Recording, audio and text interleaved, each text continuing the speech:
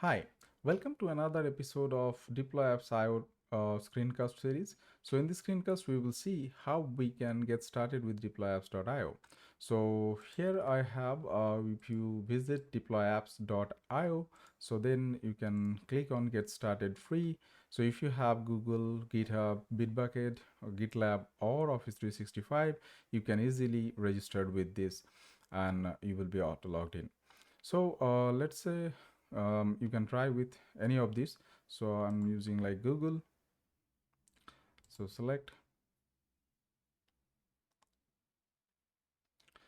your country, go through these terms and services and privacy policy and save.